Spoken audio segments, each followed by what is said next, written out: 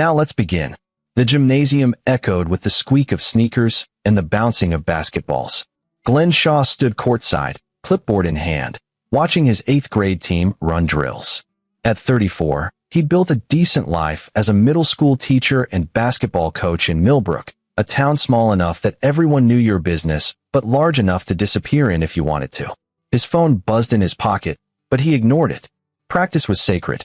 20 minutes later, after he'd sent the kids home with reminders about Friday's game, Glenn checked his messages. One from his wife, Christy Shaw, picking up groceries. Home by 6. Another from his son's school about an upcoming field trip. Nothing unusual. He gathered his equipment and headed to his beat-up Honda Civic, thinking about what to make for dinner. He'd barely pulled into his driveway when his son burst out the front door. Young Shaw was 9 years old, small for his age, with his mother's dark hair and Glenn's gray eyes. But right now, those eyes were red-rimmed and puffy. "Dad," Young ran down the driveway, nearly tripping over his untied shoelaces. Glenn's stomach dropped. He killed the engine and was out of the car in seconds. "What's wrong? Did something happen at Grandma's?" Young had spent the afternoon at Bertha Clifford's house, while Christy worked her shift at the hospital. Young grabbed his hand, pulling him toward the house. "Inside. We have to go inside." The living room was exactly as Glenn had left it that morning. Christy's medical journals stacked on the coffee table, Young's backpack dumped by the stairs, the faint smell of morning coffee still lingering. Young pulled him to the couch, his small hands trembling. "Dad, promise you won't yell." Glenn knelt down, his coach instincts kicking in. "When a kid was this scared, you met them at eye level. You made them feel safe. I promise, buddy." "What happened?" "My friend Kyle's dad is a policeman." Young's voice was barely a whisper. "Kyle Buckley. You know him?" Glenn nodded. He'd taught Kyle's older sister 3 years ago. Officer Buckley was a decent guy, coached Little League, always showed up to school events. Kyle's dad saw Grandma Bertha's name on a file. At the police station, Young fumbled in his pocket and pulled out a piece of paper, folded so many times it was the size of a business card. "He said to give this to you. He said, don't tell Mom." Glenn's hands were steady as he took the paper, but his mind was racing. Why would Bertha Clifford's name be in a police file? Why would Officer Buckley send a note through a 9-year-old? And why the hell shouldn't he tell Christy? He unfolded the paper slowly, aware of Young's eyes watching his every movement. The handwriting was rushed, cramped. "Get out. Tonight. Both of you. File #CC 2019-47. Life insurance fraud ring. 6 victims. Your name listed. No time. Go. Destroy this." Glenn read it twice. 3 times. The words didn't change. Life insurance fraud ring. 6 victims. Your name listed. "Dad," Young's voice cracked. "Are we in trouble?" Glenn looked at his son, really looked at him. Young's Harry Potter t-shirt was on backwards. He had a scrape on his knee from playing at recess. He was supposed to have a spelling test tomorrow. He was 9 years old, and someone had put Glenn's name on a list of victims. Glenn stood up, his mind suddenly, terrifyingly clear. "Go pack a bag. Clothes for 3 days. Your tablet and charger. Your toothbrush. Do it now, and do it quietly." "But Mom." "Young." Glenn's voice was firm, but not harsh. "I need you to trust me right now. Can you do that?" Young nodded, his eyes wide, and ran upstairs. Glenn moved fast. He grabbed the strongbox from his closet, $1,500 in emergency cash, both passports, birth certificates, his grandfather's pocket watch. He stuffed clothes into a duffel bag, not thinking about what matched, just grabbing essentials. His mind was cataloging facts, trying to make sense of the senseless. Life insurance fraud ring. The phrase kept echoing in his head. He'd read about these schemes, people taking out policies on family members, then staging accidents. Drownings. House fires. Carbon monoxide poisoning. All carefully planned to look natural. He thought of his mother-in-law. Bertha Clifford was 72, a retired nurse who'd moved to Millbrook 5 years ago to be closer to Christy and Young. She volunteered at the library, grew prize-winning roses, baked cookies that Young devoured by the dozen. She'd lost her husband, Christy's father, to a heart attack a decade ago. She seemed like everyone's grandmother. But now Glenn was remembering other things. The way Bertha had insisted on taking out a life insurance policy on him last year. "For Young's future," she'd said. "If anything happens to you, Christy will need help." It had seemed thoughtful at the time. Morbid, maybe, but thoughtful. Christy had another policy on him too. $2 million. We need to be practical, she'd said when she'd brought home the paperwork from the hospital. With your coaching and my nursing, we're comfortable, but if something happened, Glenn had signed without thinking much about it. People did that. It was responsible. Adult. His phone buzzed. Christy, leaving grocery store now. See you soon. He had maybe 10 minutes. Glenn ran to the garage, grabbed 2 camping backpacks he used for his summer wilderness trips with students. He dumped his duffel into one, added bottled water, granola bars, a first aid kit. The other would be for anything else they needed. Young appeared in the kitchen doorway, his Pokemon backpack bulging. I'm ready. Good man. Put that in my car. Front seat. While Young obeyed, Glenn went to Christy's home office. He felt like a criminal going through her desk, but he had to know. Had to be sure. The insurance policies were in the second drawer, in a file labeled Important Documents. Glenn pulled them out. $2 million on him through Christy's work. Another $1 million through Bertha, with Glenn as the insured and Bertha as the beneficiary. That one he'd forgotten about. It had been a birthday gift, she'd said. So Young is taken care of no matter what. $3 million. If he died. His hands were shaking now. He kept digging. Bank statements. Credit card bills. Nothing unusual. Then, at the bottom of the drawer, a burner phone. Cheap, prepaid, the kind you bought at gas stations. Glenn powered it on. There were only a few numbers saved. One labeled MF. One labeled BC. Bertha Clifford. He opened the message thread. All set for Friday. M. Gill confirmed. MF, dated 3 days ago. Good. Shaw won't suspect anything. The carbon monoxide detector is already disabled. BC. What about the kid? At my house that night. He'll be safe. It only affects the master bedroom. Glenn's vision blurred. He gripped the desk to steady himself. Friday. That was tomorrow. They were planning to kill him tomorrow night while Young was at his grandmother's house. While Christy, what? Slept beside him? Or stayed late at the hospital as she sometimes did on Fridays. Was Christy part of this? He heard the garage door opening. Christy was home. Glenn shoved the phone in his pocket, put the files back, and moved to the kitchen. He could see his Honda in the driveway through the window. Young sitting in the passenger seat, watching the house with terrified eyes. Christy came through the door from the garage, arms full of grocery bags, her scrubs still on from her shift. She looked tired, beautiful, normal. Hey babe, can you help me with? She stopped, seeing his face. What's wrong?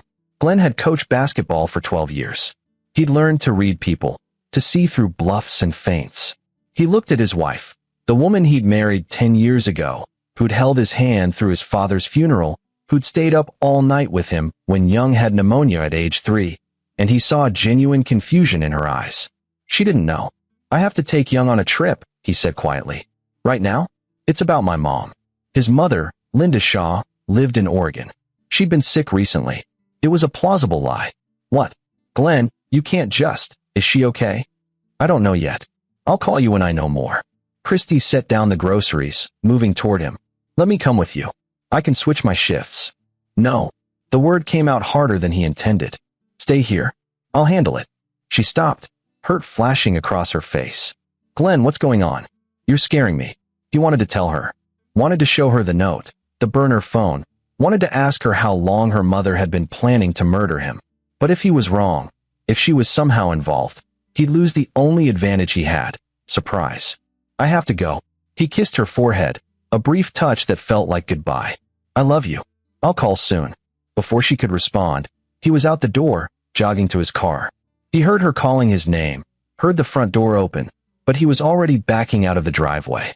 In his rearview mirror, he saw Christy standing on the lawn, still in her scrubs, watching them leave. Dad. Young's voice was small. Is Mom bad too? Glenn's throat was tight. I don't know, buddy. I don't know. They drove through the night, taking back roads, avoiding highways where cameras might track them. Glenn stopped at a gas station in a town called Riverside, 2 hours from Millbrook, and paid cash. He bought a burner phone, a road atlas, and enough snacks to keep Young occupied. While Young used the bathroom, Glenn called the one person he knew he could trust. Shaw residence. The voice was gravelly, older. Uncle Don. Glenn's uncle, Don McGill, was his mother's brother, a retired Marine who lived in the mountains of Colorado. They didn't talk often, But Glenn had spent summers with him as a kid, learning to hunt, to track, to survive in the wilderness. Glenn, that you? It's damn near midnight. I need help. I can't explain everything now, but someone's trying to kill me. I have young. We're running. There was a pause. Then, how far are you from Colorado? 12 hours, maybe less if I push it. Drive straight through. I'll have the cabin ready. And Glenn, ditch your car when you get close. Take a bus the last leg. They'll be looking for your plates. Got it. And son, whatever you're running from, we're going to make sure you can run at it instead. Understand? Glenn felt something unlock in his chest. Yes, sir. Young had fallen asleep by the time they crossed into Kansas, his head pressed against the window, mouth open slightly. Glenn drove with the radio off, his mind working through everything he knew. 6 victims. That's what the note had said. Officer Buckley had seen a file, which meant the police knew. So why hadn't they arrested Bertha? Why send a secret warning instead of making arrests? Because they were building a case. They needed evidence. And maybe they needed the next attempt to happen to catch everyone involved. Glenn was supposed to be victim number 7. He thought about the burner phone in his pocket, the messages between Bertha and someone initialed MF. M. Gill confirmed. Don McGill was his uncle, but there were other McGills in the world. Could be Mario Fisher, one of the names from Young's class directory. Could be anyone. But someone named McGill had confirmed something related to Friday's plan. Glenn's hands tightened on the wheel. Whoever MF was, whatever they'd confirmed, it didn't matter now. He and Young were ghosts. Gone. But Glenn Shaw wasn't going to stay gone forever. He was going to figure out who was behind this, how deep it went, and he was going to make damn sure they paid for it. Not just for him. For the 6 people who'd already died. For Young, who'd lost his innocence at 9 years old. For Christy, if she was truly innocent. The road stretched ahead, empty and dark. In the passenger seat, Young stirred, mumbled something in his sleep. Glenn reached over and rested his hand on his son's shoulder. I got you, buddy, he whispered. I got you. By dawn, they were in Colorado.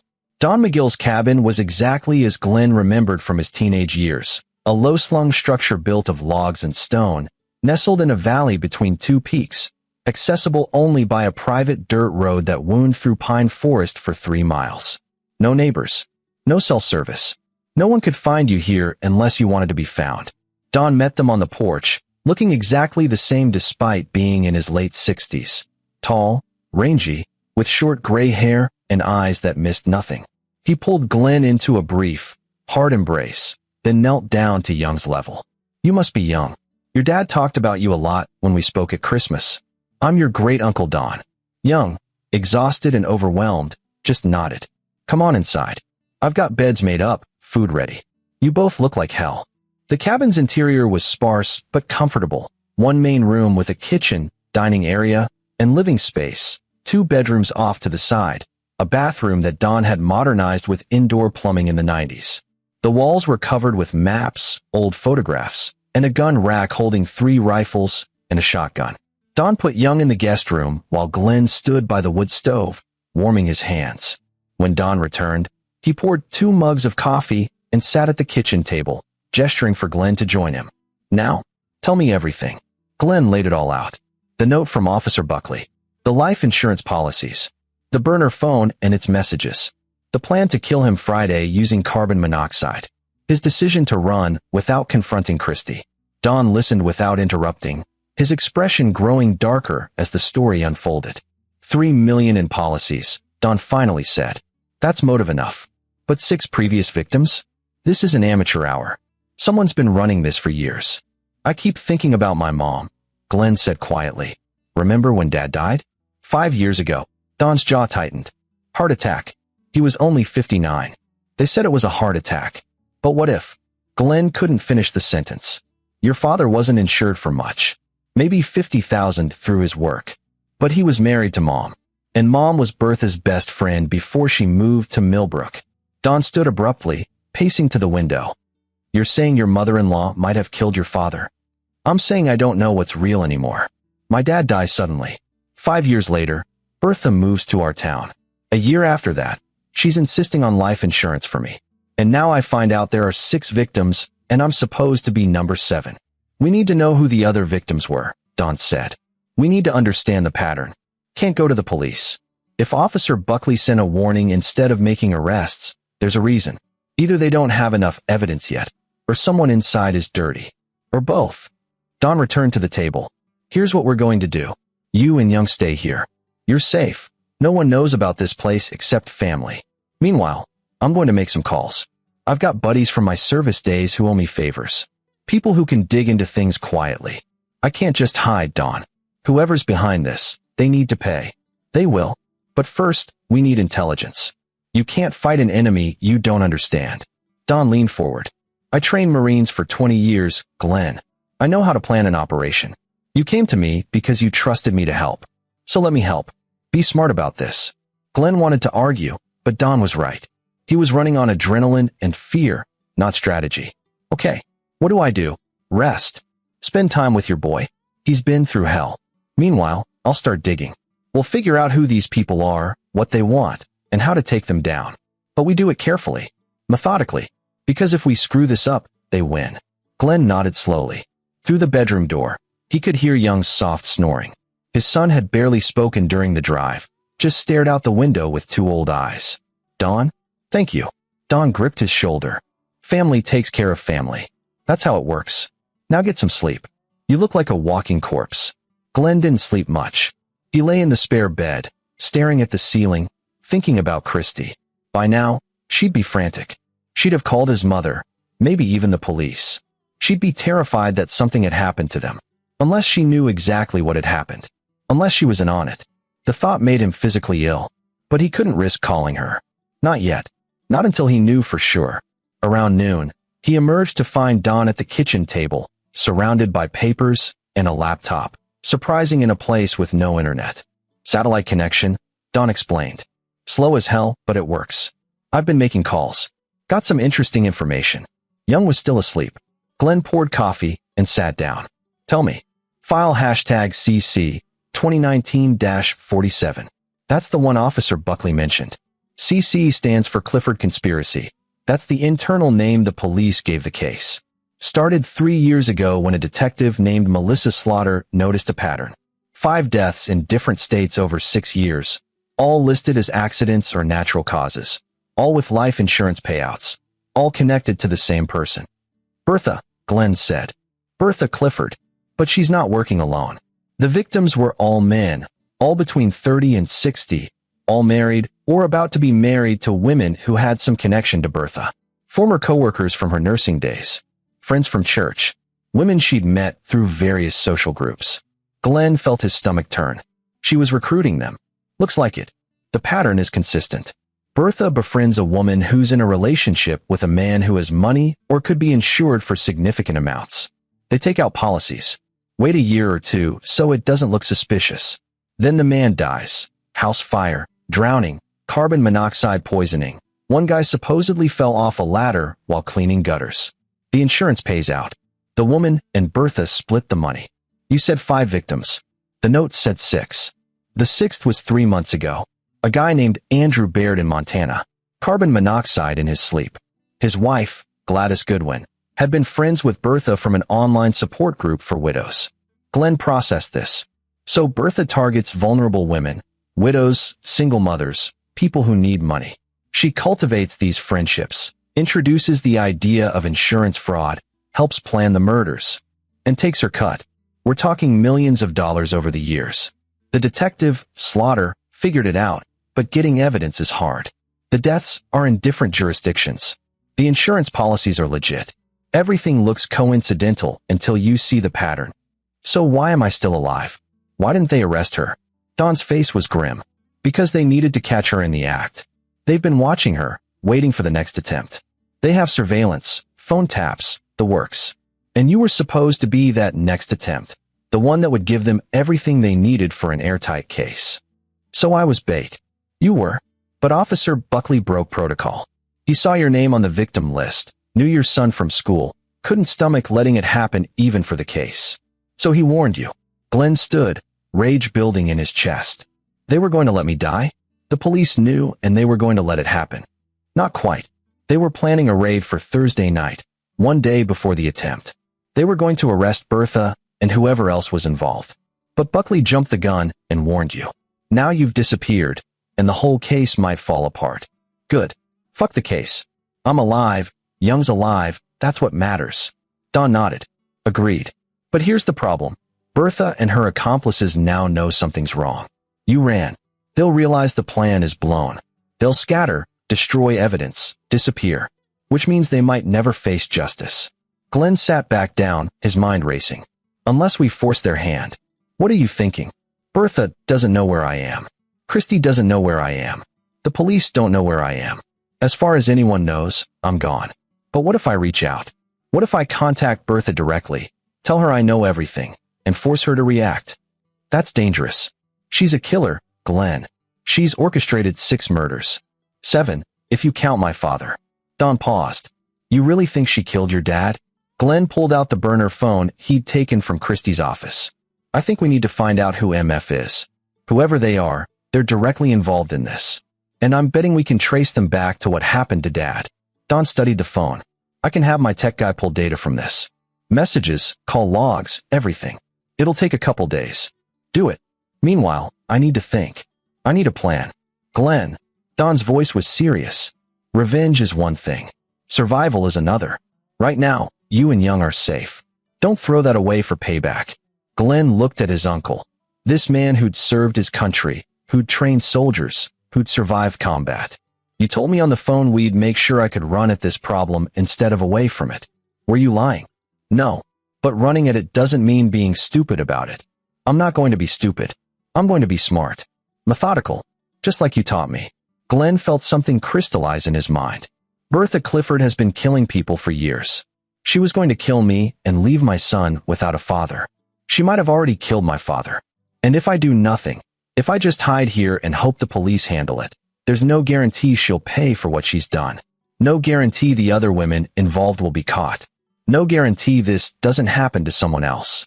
Don was quiet for a long moment. Then he nodded. All right, let's plan this right. But we do it my way, carefully, with contingencies, and with an exit strategy. Agreed. Agreed. Young appeared in the doorway, rubbing his eyes. Dad? What's happening? Glenn went to his son, knelt down. We're figuring out how to keep you safe, buddy, and how to make sure the bad people can't hurt anyone else. Young's face was solemn. Is Grandma Bertha a bad person? Glenn's chest ached. How do you tell a 9-year-old that his grandmother is a monster? I think Grandma Bertha has done some very bad things, and we need to stop her. What about Mom? That was the question that kept Glenn up at night. I don't know yet. I hope Mom didn't know about any of this. Young nodded slowly, processing. Then, in a voice that was far too mature for his age, I want to help. You are helping. By being brave. By trusting me. But I want to really help. Grandma Bertha tried to hurt you. That means she tried to hurt me too, by taking you away. I want her to pay for that. Glenn looked at his son and saw something he recognized. Determination. The same determination that had driven Glenn to flee in the middle of the night, that was driving him now to plan revenge instead of hiding. Okay, Glenn said. Let's figure this out together. Don McGill watched them, his expression unreadable. Then he pulled out a notebook and a pen.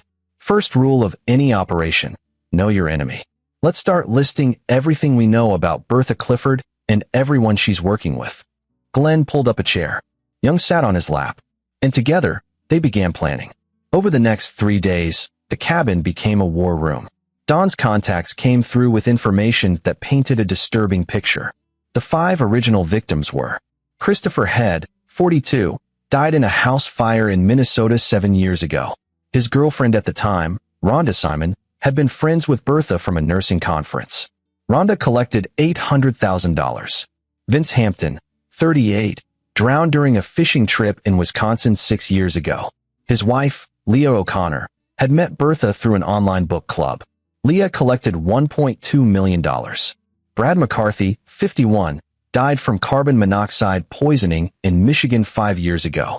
His wife, Desiree Brandt, had worked with Bertha at a hospital in the 90s. Desiree collected $1.5 million. Daryl Bender, 45, fell from a ladder in Ohio 4 years ago, breaking his neck. His wife, Margie Russell, had been Bertha's roommate in nursing school. Margie collected $900,000. Andrew Baird, 36, died from carbon monoxide in Montana 3 months ago. His wife, Gladys Goodwin, had met Bertha in a widow's support group online. Gladys collected $2.1 million. $6.5 million total. Split between Bertha and 5 women over 7 years. And Glenn would have been number 6, another $3 million to add to the total. These women aren't just friends, Glenn said, studying the chart they'd created on Don's wall. They're co-conspirators. Each one actively participated in killing their partner. And got away with it, Don added. Because the deaths were spread out geographically and temporally. No pattern until Detective Slaughter started looking. What about MF? Young asked.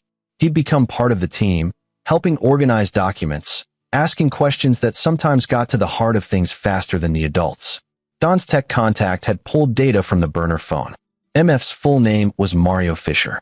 He was a 58-year-old from Oregon, the same state where Glenn's parents had lived. More digging revealed that Mario Fisher had been a hospital administrator at the facility where Bertha worked before she retired.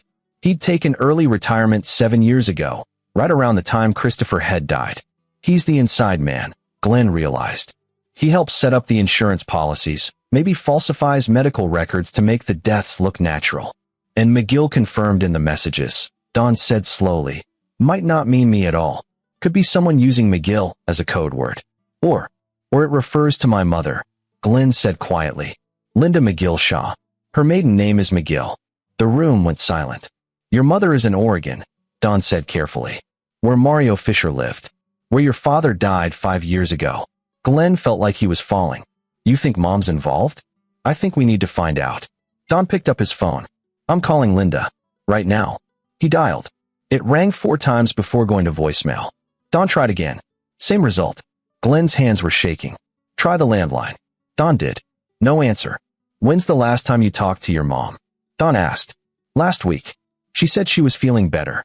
She'd been sick with something respiratory. I told her I'd visit soon. Glenn stopped. Oh my God. I told Christy I was taking Young to visit my mom. If Christy is in on this, if she told Bertha, they might go after your mother to smoke you out. Don was already moving, grabbing a jacket, keys. We need to get to Oregon. Now. That's a 12-hour drive. Then we leave now and drive through the night. Again. Don looked at Young. You up for another road trip, kid? Young nodded, his face pale but determined. They packed quickly, loading Don's Jeep with supplies. Glenn took one of the rifles from the rack, an old Winchester that he remembered Don teaching him to shoot when he was 16. If we're right, Glenn said as they loaded the car, if my mother is involved in this, I don't know what I'll do. We'll cross that bridge when we come to it. Right now we move. Fast. The Jeep roared to life, and they were gone, racing toward Oregon and answers Glenn wasn't sure he wanted to find. They arrived at Linda Shaw's house in Portland at 3 in the morning. The small ranch-style home was dark, no cars in the driveway. Glenn's stomach was in knots as they approached the front door. Let me go first, Don said, the rifle held low but ready. The front door was unlocked. That was the first bad sign. Linda was meticulous about locks. Inside, the house was neat, undisturbed. No signs of a struggle, but also no signs of life. Mom, Glenn called out, moving through the living room. Linda. Don checked the bedrooms. Empty. The kitchen showed a coffee mug in the sink, a newspaper from 2 days ago on the table. Glenn. Young was in the hallway, pointing at something on the floor. A cell phone. Cracked screen. Battery dead. Glenn picked it up, his hands shaking. It was his mother's phone.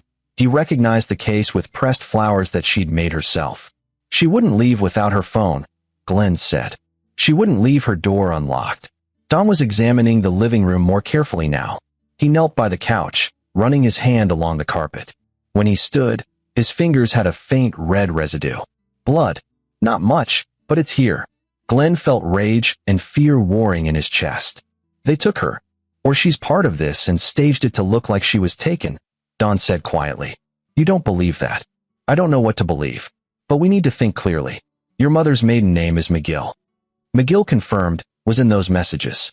Either she's a victim or she's been working with Bertha all along. Glenn couldn't believe he was saying it. My dad dies, Mom's friend Bertha shows up, suddenly I'm on the victim list. Maybe it was always the plan. Mom and Bertha kill Dad, collect his insurance, then move on to bigger targets. Young tugged on Glenn's shirt. Dad, look. He was holding a photo frame from the mantel. The picture showed Linda and Bertha together, smiling at some event. But Young had turned it over. On the back, in faded pen, were names and numbers. CH, 800 kVH, 1.2 mbm, 1.5 mdb, 900 kub, 2.1 m. The initials matched the victims. The numbers matched the insurance payouts. She kept a record, Dawn said. Why would she keep a record? Insurance, Glenn said bitterly. Not the life insurance kind. The blackmail kind. If Bertha ever tried to cut her out or turn on her, Mom had proof. Young's voice was small. So Grandma Linda is bad too? Glenn knelt down, putting his hands on his son's shoulders. I don't know, buddy. Maybe she was forced into it. Maybe she's in trouble now. We need to find her. Or maybe, a voice said from behind them, you should have stayed gone. They spun around. Standing in the hallway was a man Glenn didn't recognize, late 50s, gray hair, wearing a windbreaker. He had a gun pointed directly at Glenn's chest. Mario Fisher, Dawn said, his own rifle coming up. Don't. Mario's gun didn't waver. I'm a good shot, and I don't want to hurt the kid. Everyone just stay calm. Glenn's mind was racing. This was the MF from the messages. The inside man. Where's my mother? Safe. For now. Bertha has her. Insurance, like you said, to make sure you come back. I'm right here. Not to Portland. To Millbrook. Bertha wants this handled personally. She's very unhappy that you ruined her plan. Good. Tell her to shove her unhappiness. Mario fired. The bullet hit the wall 6 inches from Glenn's head. Young screamed. The next one goes in your leg, Mario said calmly. I don't need you walking to collect the insurance. Now, here's what's going to happen. You're going to drive back to Millbrook. You're going to meet Bertha at your house tomorrow night at 10 p.m. You come alone.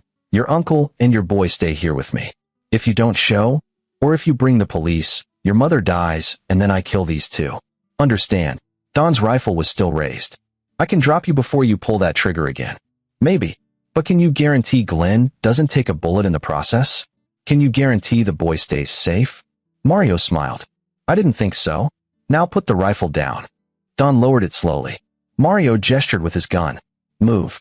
All of you. Basement. Now. They had no choice. Mario herded them to the basement stairs, keeping his distance. The basement was unfinished, concrete floor and walls, small windows near the ceiling. Inside, once they were down the stairs, Mario slammed the door. They heard a lock click, then something heavy being dragged across the door, probably furniture. Glenn immediately went to the windows. Too small to climb through, and they were at ground level, which meant the house was built into a slope. From here, they were fully underground. Well, Dawn said, sitting on the stairs, this is not ideal. Young was crying quietly. Glenn pulled him close. It's okay, buddy. We'll figure this out. How? Young's voice was muffled against Glenn's chest. He has a gun. We're locked in. Dawn stood, examining the door at the top of the stairs.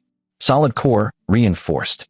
I could probably kick it down given time, but he'd hear us and... He didn't finish the sentence, but they all knew, and Mario would shoot them. Glenn was thinking furiously. They'd been outmaneuvered. Mario had been waiting for them, which meant Bertha had anticipated Glenn would go to his mother's house. She'd planned for this. But had she planned for everything? Dawn, Glenn said slowly, your Jeep. It has that emergency beacon, right? The one you showed me that connects to satellite. Yeah, for backcountry emergencies. But it's in the Jeep, which is outside, which doesn't help us. Did you activate it before we went inside? Dawn's eyes widened. No, but I have the backup transmitter in my jacket. Always keep it on me. Force of habit. He pulled out a device the size of a deck of cards. This sends an SOS to local emergency services with GPS coordinates. Do it, Glenn. If we bring the police here, Mario will kill us before they can breach the house. Maybe. Or maybe we give them a reason to come in fast. Glenn looked at the basement around them. Old house. Probably has the electrical panel down here. Young, help me look for the breaker box. They found it on the far wall, an old gray panel with circuit breakers. Glenn opened it, studying the layout. What are you thinking? Dawn asked. We cut the power. House goes dark. Mario either has to come investigate or stay put in the dark. Either way, it creates chaos. When the police respond to the beacon, they see a situation in progress. Power's out, people trapped in basement, armed man upstairs. They come in hot. And if Mario just shoots through the door the second the lights go out, then we're on the opposite side of the basement when he does. But I don't think he will. He needs me alive to go back to Millbrook. He needs Young as leverage. He's not going to risk killing us unless he has to. Don considered this. It's risky. Everything's risky at this point. But doing nothing guarantees Bertha wins. Young pulled on Glenn's sleeve. Dad, I have an idea. What is it, buddy? When the lights go out, we make a lot of noise. Like we're trying to break down the door. But we're actually hiding. When Mario comes to check, Uncle Don can grab him. It was simple. Maybe too simple. But sometimes the simple plans were the ones that worked. Smart kid, Don said, a smile tugging at his mouth. You've got your dad's brains. Glenn felt a surge of pride mixed with terror. His 9-year-old son was planning an ambush on an armed murderer. Okay, Glenn said. Don activates the beacon. I cut the main breaker. We make noise like we're trying to escape, but we hide. When Mario opens that door, Don takes him down. We get the gun, we secure Mario, and we wait for the police. And if it doesn't work, then we improvise. Don activated the emergency beacon. The small device blinked red, confirming transmission. Signal sent.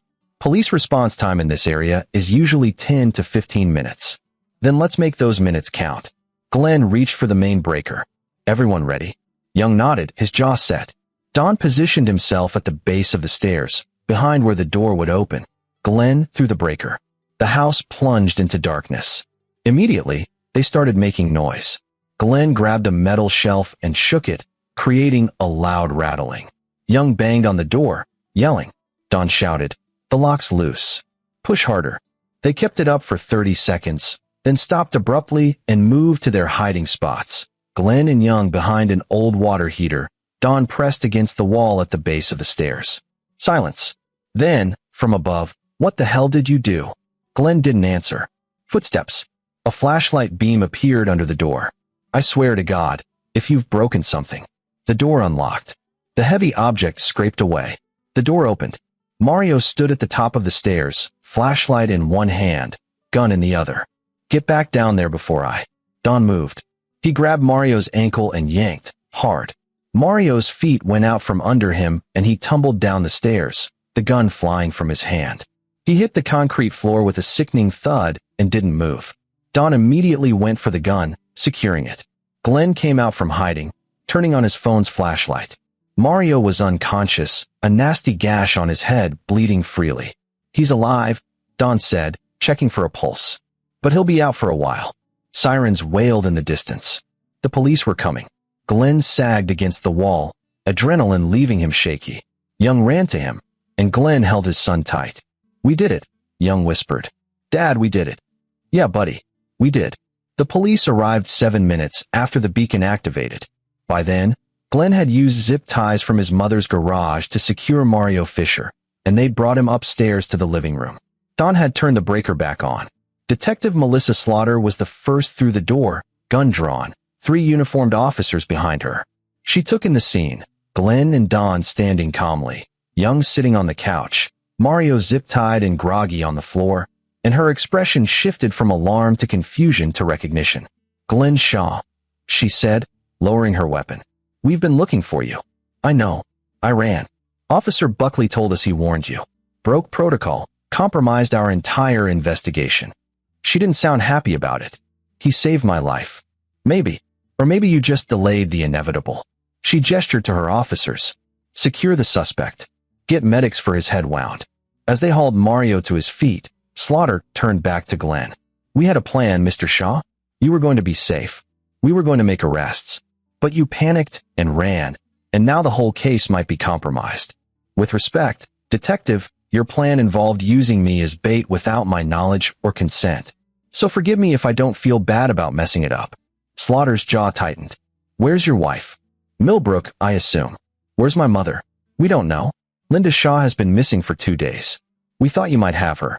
Bertha Clifford has her, using her as leverage to force me back to Millbrook. And you know this how?" Glenn gestured to Mario. "He told us, right before we took his gun away and knocked him unconscious."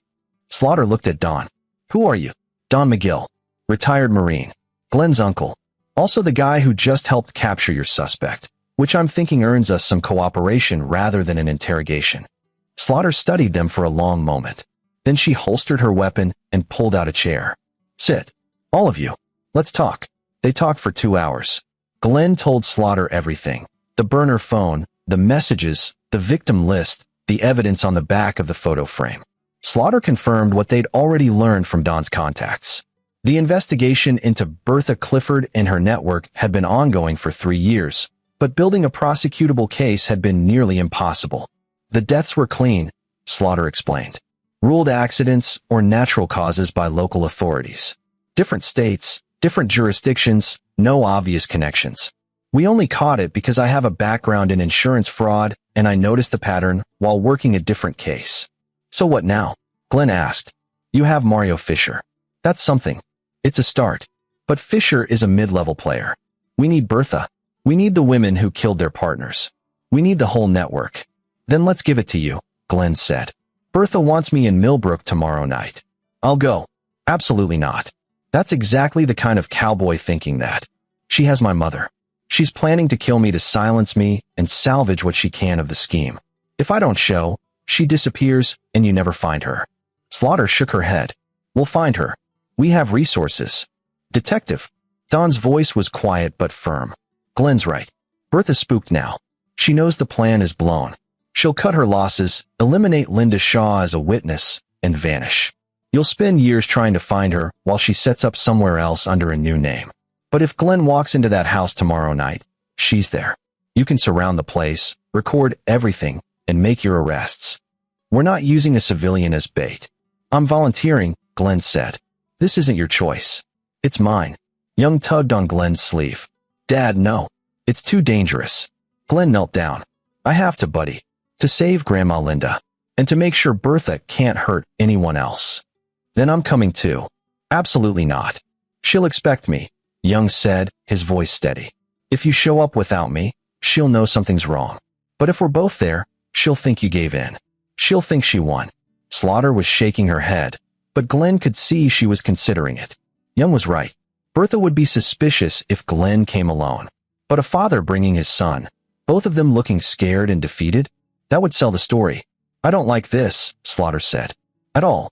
But, she sighed. If we do this, we do it my way. Wired. Surveillance team in place. Sniper coverage.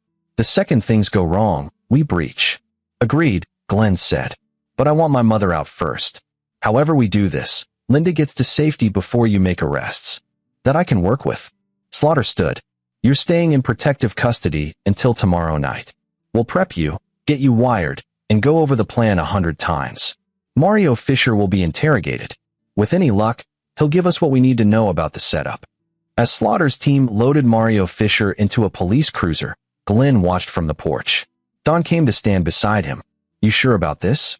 Dawn asked. No, but it's the only way to end it. You've changed, Glenn. 5 days ago, you were a teacher and a coach. Now you're planning a tactical operation against a murder conspiracy.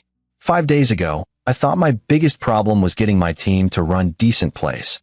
Now I know my mother-in-law tried to kill me, and my mother might be an accomplice. Glenn turned to his uncle. I don't want to be this person, but I have to be. For Young. For the people Bertha killed. For Dad. Dawn gripped his shoulder. Your father would be proud of you. Whatever Linda's involvement, whatever happens next, you're doing the right thing. Glenn hoped that was true. The next day crawled by. They stayed at a safe house in Portland under police protection. Detective Slaughter's team prepped Glenn on what to expect, how to wear a wire, how to keep Bertha talking long enough to get a confession. Mario Fisher, facing multiple charges, had cut a deal. He told them everything. The insurance scheme, the recruitment process, the way Bertha had built her network over decades. He also confirmed Linda Shaw's involvement. She'd been part of it from the beginning, helping to identify targets and facilitate the murders of her husband and the others. Glenn took the news like a punch to the gut. His mother, the woman who'd raised him, who'd taught him right from wrong, was a serial accomplice to murder. Young cried when he heard. Glenn held him, unable to offer comfort because he was devastated himself. But Fisher also gave them something useful. Linda was being held at Glenn's house in Millbrook. Bertha was planning to stage a murder-suicide. Glenn kills his mother in a rage after discovering her involvement, then kills himself out of guilt. The perfect way to tie up loose ends. She won't have time to set that up if we move tonight, Slaughter said. We go in fast, we get Linda out, and we arrest everyone present. No, Glenn said. We stick to the plan. I need to face Bertha. I need her to confess to everything on tape. Otherwise, good lawyers and jurisdictional issues might let her walk. Glenn, I'm doing this, detective. With or without your help. Slaughter swore under her breath. Fine, but we're doing it smart. You wear 2 wires in case one fails. You keep Bertha talking. We move in at my signal, not a second before or after. Clear. Crystal. That night, Glenn and Young drove back to Millbrook in an unmarked police car, Detective Slaughter at the wheel. Don followed in another vehicle with the tactical team. They arrived at 9 p.m., an hour before the scheduled meeting. Slaughter's team set up in neighboring houses, in unmarked vans down the street, on rooftops with sniper coverage. They had every angle covered. Glenn was wired with 2 recording devices, one in his collar, another in his watch. At 9:55 p.m., Glenn and Young walked up to their own front door. It felt surreal. 5 days ago, he'd run from this house in fear. Now he was walking back in, ready to face the woman who'd tried to kill him. The door was unlocked. Glenn pushed it open. Inside, the house was dark except for a single lamp in the living room. Bertha Clifford sat in Glenn's favorite chair, looking elderly and frail in a cardigan and slippers. Next to her, bound to a dining room chair with duct tape, was Linda Shaw. She looked haggard, bruised, terrified. Mom, Glenn said. Glenn, I'm sorry, Linda sobbed. I'm so sorry. I never wanted. Quiet, Bertha said pleasantly. She had a gun in her lap. A revolver, old but well-maintained. Hello, Glenn. Young, I'm glad you could make it. Young pressed against Glenn's side. Glenn put a protective arm around him. Let my mother go, Glenn said. In time. First, we need to talk. Bertha gestured to the couch. Sit. They sat. Glenn could feel the wire in his collar, the one in his watch. He needed to keep Bertha talking. Needed her confession. Why, he asked. Why kill all those people? Why try to kill me? Bertha smiled. Money, of course. I'm sure you figured that out by now. Your mother and I have been working together for a long time. We're good at what we do. You kill people for insurance money. We solve problems.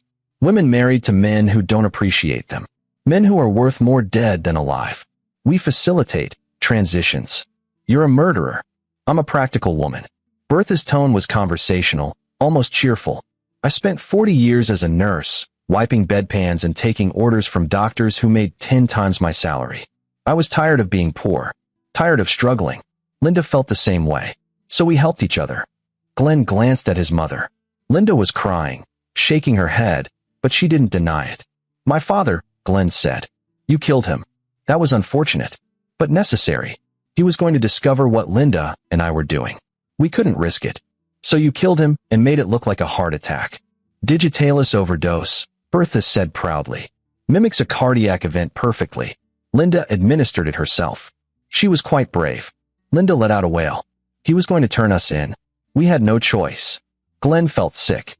His father had died discovering that his wife was a killer. He died trying to do the right thing. And what about me? Glenn asked, forcing his voice steady.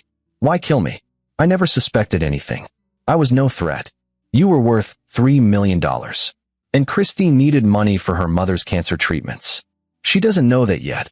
I haven't told her about the diagnosis. But I will, right after you're gone. She'll need that insurance money.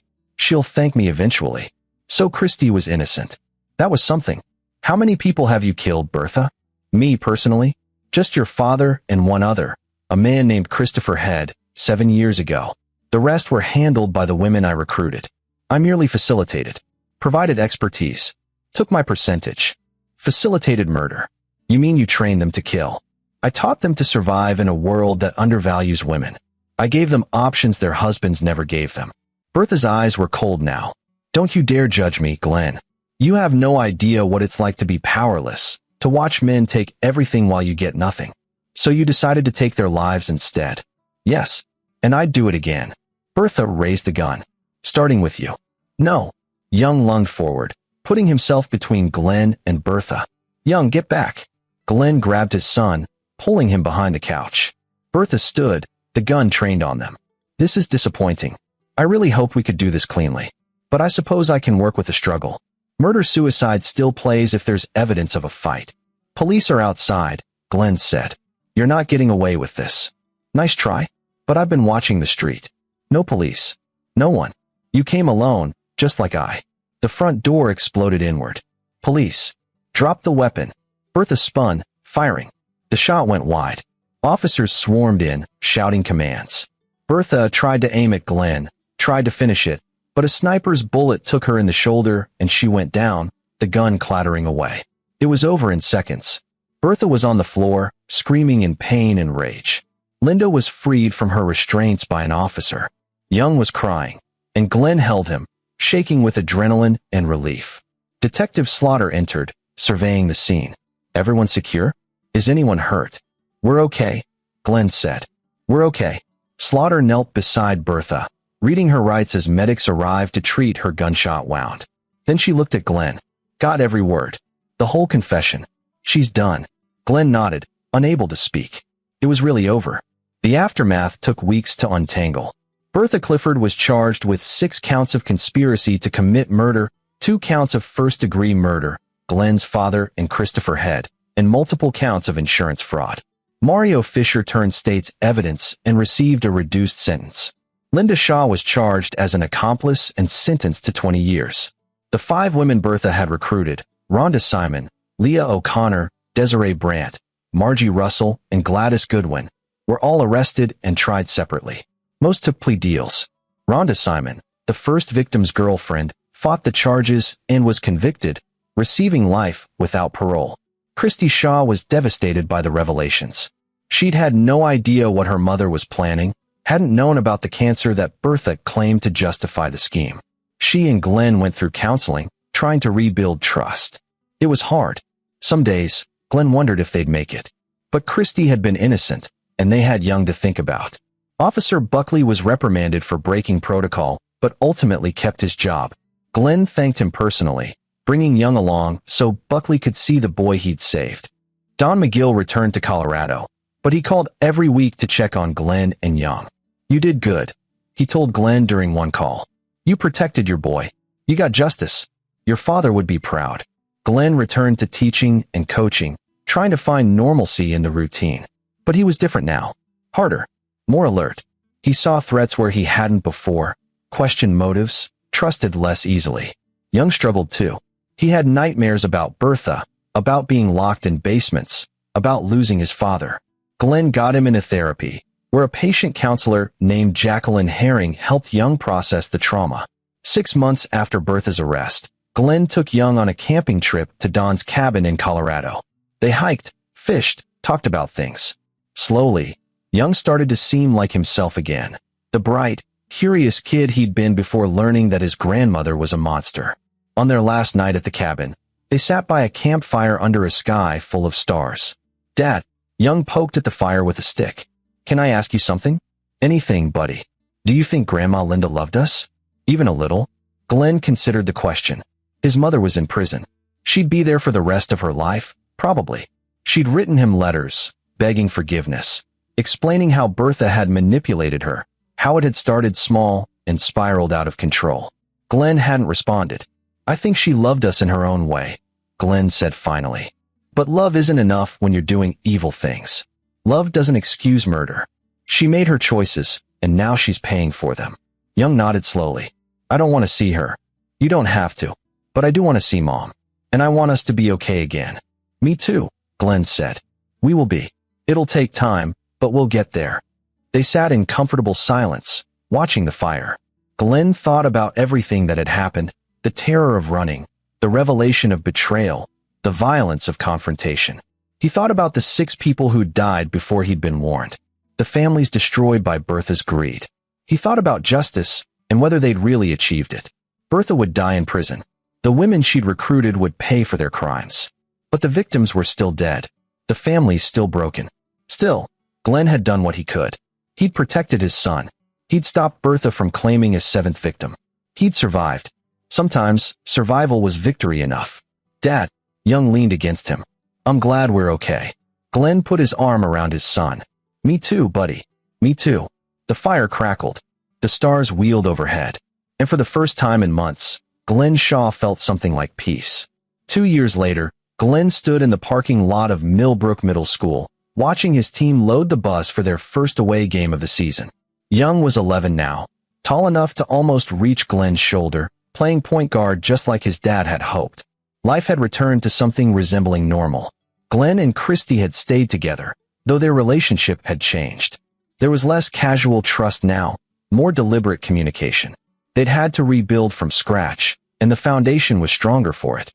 Bertha Clifford had died in prison 6 months ago. Heart attack, the report said. Glenn felt nothing when he heard. No relief, no satisfaction, just nothing. Linda Shaw was still alive, still writing letters that Glenn sometimes read but never answered. Young had met with her once, in prison, supervised. It hadn't gone well. He'd come out crying, saying he didn't want to go back. Glenn hadn't made him. Detective Melissa Slaughter had been promoted to lieutenant. She called Glenn sometimes, updating him on cases that stemmed from Bertha's network. There were still trials happening, still revelations coming to light. The scope of Bertha's operation had been even larger than they'd initially thought. But standing here, watching his son laugh with his teammates, Glenn felt something he hadn't felt in a long time. Genuine happiness. Not the absence of pain, but actual, positive joy. Young saw him watching and waved. Glenn waved back. They'd survived. They'd won. The bad guys were in prison or dead. The innocent were safe. Sometimes, that's all you could ask for. Glenn climbed on the bus, ready to coach his team, ready to live his life. The shadows of the past would always be there. He understood that now. But they didn't control him. He controlled them. And that made all the difference. This is where our story comes to an end. Share your thoughts in the comments section. Thanks for your time. If you enjoy this story, please subscribe to this channel. Click on the video you see on the screen, and I will see you there.